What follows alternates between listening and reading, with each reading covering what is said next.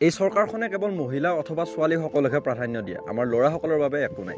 এই বাক্যশাৰী হয়তো এতিয়াৰে পৰা আমি শুনিবলৈ নাপাওঁ, কিয়নো এতিয়াৰে পৰা গ্ৰেজুৱেশ্যন কৰি থকা বা ৰিচাৰ্চ কৰি থকা ছাত্ৰসকলে লাভ কৰিব 25,000কৈ টকা। কেৱল এয়াই নহয়, 2025 চনৰ শেষ ভাগলৈকে হয়তো অসম এক উন্নত পৰ্যায়ত থাকিব। গোটেই ভাৰতবৰ্ষৰ ভিতৰতে অসম প্ৰথমখন এনেকুৱা ৰাজ্য হ'ব যিয়ে নেকি এক নিজাকৈ কৃত্ৰিম উপগ্ৰহ নিৰ্মাণ কৰিব আৰু ইয়াক মহাকাশলৈ প্ৰেৰণ কৰিব। আৰু ইয়াৰ ফলত কেৱল অসমৰ বতৰেই নহয়, অসম আৰু বাংলাদেশ সীমান্তত হোৱা সমস্যাৰো অন্ত পৰিব। গুৱাহাটী ফাঁচী বজাৰৰ পৰা গুৱাহাটীৰ এয়াৰপৰ্টলৈ এক জল মেট্ৰ' বা পানীৰে যোৱাৰ ব্যৱস্থা নতুনকৈ চৰকাৰে নিৰ্মাণ কৰিব। গুৱাহাটীৰ খানাপাৰাৰ পৰা এয়াৰপৰ্টলৈ চৰকাৰে ৰ'পৱে নিৰ্মাণ কৰিব। আজিৰ সময়ত যেনেকৈ এডভান্টেজ আছাম 2.0 প্ৰকল্পটোৰ দ্বাৰা অসমক এক নতুন ৰূপ দিয়াৰ প্ৰচেষ্টা চলোৱা হৈছে, ঠিক সেই সময়তে এই 2025 চনৰ বাজেটখনে আমাক আৰু এখন বেলেগ অসমৰ সপোন দেখুৱাই থৈ যায়। গতিকে আজিৰ ভিডিঅ'ত আমি বুজিবলৈ চেষ্টা কৰিম যে প্ৰকৃততে এই অসমৰ বাজেটখনৰ মূল উদ্দেশ্য কি, বা এই বাজেটখনত কি এনেকুৱা সিদ্ধান্ত গ্ৰহণ কৰা হৈছে যিবিলাকে নেকি অসমখনক এটা নতুন পৰ্যায়লৈ লৈ যাব। এই ভিডিঅ'টি শেষলৈকে চাব।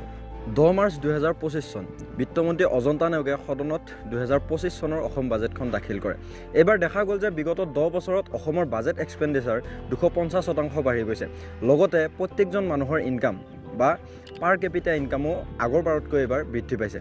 এইবাৰ বাজেটখনৰ মূল মূল্য 2 লাখ কোটিতকৈও অধিক, যি নেকি 2015-16 চনৰ বাজেটখনতকৈ 8 গুণ বেছি। এইবাৰ অসমৰ বাজেটখনে অসমৰ প্ৰত্যেকটো শ্ৰেণীক চুবলৈ সক্ষম হৈছে, লাগিলে সেয়া ছাত্ৰ ছাত্ৰীয়ে হওক, লাগিলে সেয়া যুৱ প্ৰজন্মই হওক, লাগিলে সেয়া খেতিয়কসকলেই হওক বা লাগিলে সেয়া মহিলাসকলেই হওক। গতিকে এইবাৰ প্ৰত্যেকৰে ক্ষেত্ৰত এনেকুৱা কিছুমান সিদ্ধান্ত অসম চৰকাৰে গ্ৰহণ কৰিছে যিবিলাকে নেকি অসমখনক এটা নতুনত্ব দিব।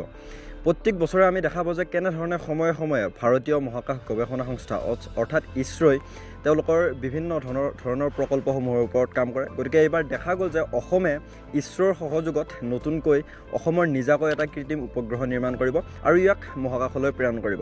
আৰু ইয়াৰ ফলত কেৱল আমাৰ বতৰৰ কথাই নহয়, এই ছেটেলাইটে বা এই কৃত্ৰিম উপগ্ৰহই আমাৰ অসম বাংলাদেশ সীমান্তত হৈ থকা ইলিগেল এক্টিভিটিবিলাকৰে হওক বা আমাৰ খেতিৰ বিভিন্ন সমস্যাৰ ই সমাধান দিব।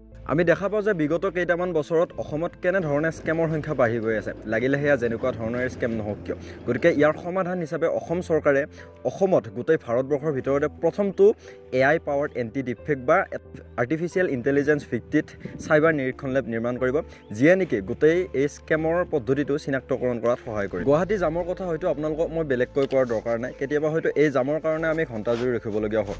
গতিকে ইয়াৰ সমাধান হিচাপে গুৱাহাটীৰ এয়াৰপৰ্টলৈ যিবিলাক যাত্ৰী যাব, সেই যাত্ৰীসমূহক গুৱাহাটীৰ খানাপাৰাৰ পৰা এয়াৰপৰ্টলৈ যাব পৰাকৈ ডাইৰেক্ট এটা ৰ'পৱে নিৰ্মাণৰ কথা, লগতে গুৱাহাটীৰ ফেঞ্চি বজাৰৰ পৰা বা ফাঁচী বজাৰৰ পৰা এয়াৰপৰ্টলৈ যাব পৰাকৈ এখন ফেৰী নিৰ্মাণ কৰাৰ কথা এই বাজেটখনত উল্লেখ কৰিছে। ইয়াৰ বাহিৰেও অসমৰ 100খন নিৰ্বাচিত গাঁৱত খেতিয়কসকলৰ সহায় হোৱাকৈ কিছুমান AI পাৱাৰ্ড কৃষি কেন্দ্ৰ খুলিব বা আৰ্টিফিচিয়েল ইণ্টেলিজেঞ্চৰ সহায়ত খেতি কৰিব পৰাকৈ কিছুমান চেণ্টাৰ খুলিব, যিবিলাকৰ সহায়ত সেই AIসমূহে গোটেই খেতিয়কসকলৰ খেতি নিৰীক্ষণ কৰিব আৰু খেতিৰ বিভিন্ন ধৰণৰ সিদ্ধান্ত গ্ৰহণ কৰিব, যাৰ ফলত নেকি খেতিয়কসকলৰ সিদ্ধান্ত লোৱাত বা খেতিয়কসকলৰ পৰিশ্ৰম আগতকৈ কমিব।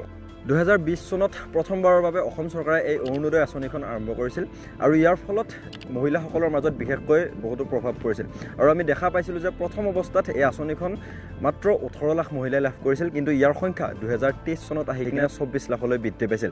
কিন্তু এইবাৰ 2025 বৰ্ষত চৰকাৰে কৈছে যে নতুনকৈ মুঠ প্ৰায় 37.2 লাখ মহিলাক এই আঁচনিয়ে প্ৰদান কৰিব আৰু ইয়াৰ কাৰণে চৰকাৰখনে এলকেট কৰিছে প্ৰায় 5,000 কোটি টকা। 2024 চনৰ বাজেটখনত অসম চৰকাৰে প্ৰথমবাৰৰ বাবে মহিলা উদ্যমিত্ব আঁচনিখন আৰম্ভ কৰিছিল, যদিও এতিয়ালৈকে কোনো মহিলাই সেই আঁচনিখন লাভ কৰা নাছিল। গতিকে এইবাৰ 2025 চনৰ বাজেটত বিত্তমন্ত্ৰী অজন্তা নেওগে ঘোষণা কৰিছে যে এই 25 চনৰ 1 এপ্ৰিল তাৰিখে এই আঁচনিখনৰ শুভাৰম্ভণি কৰিব আৰু ইয়াৰ বাবেও তেওঁ এলকেট কৰিছে প্ৰায় 3038 কোটি টকা। 2024 চনৰ বাজেটতে আমি দেখা পাইছিলোঁ যে তেওঁলোকে প্ৰথমবাৰৰ বাবে মুখ্যমন্ত্ৰী নিযুত মইনা আঁচনিখন আৰম্ভ কৰিছিল আৰু ইয়াৰ ফলত প্ৰায় 1.8 লাখ ছাত্ৰীয়ে এই আঁচনিখন লাভ কৰিছিল। কিন্তু এইবাৰ উল্লেখ কৰিছে যে 2025 বৰ্ষত ইয়াৰ সংখ্যা 1.8 লাখৰ পৰা প্ৰায় 4.3 লাখ হ'ব আৰু ইয়াৰ কাৰণে চৰকাৰে এলকেট কৰিছে 391 কোটি টকা।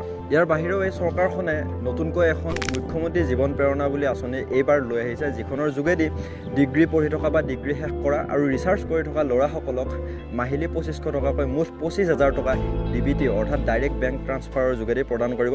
আৰু ইয়াৰ বাহিৰেও এই চৰকাৰখনে এইবাৰ বিভিন্ন আঁচনিৰ যোগেদি সকলোকে সহায় কৰিব আৰু এই আঁচনিসমূহ যেনে বিদ্যুতৰ মূল্য প্ৰতি ইউনিটত 1 টকাকৈ হ্ৰাস পাব, ৰাজ্যখনৰ 608 লাখ চাহ শ্ৰমিকৰ প্ৰত্যেকগৰাকীলৈ 5,000 টকা আগবঢ়াব, ৭৫,০০০ হিতাধিকাৰীক আত্মনিৰ্ভৰ অসম 2.0 সুবিধা প্ৰদান কৰিব।